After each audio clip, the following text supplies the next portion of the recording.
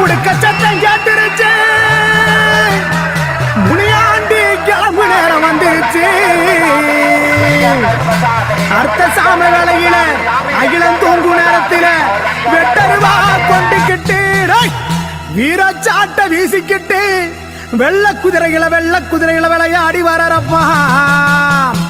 எங்க மேல வாச காத்தவனே பொண்ணு முனியாண்டி வரப்பா.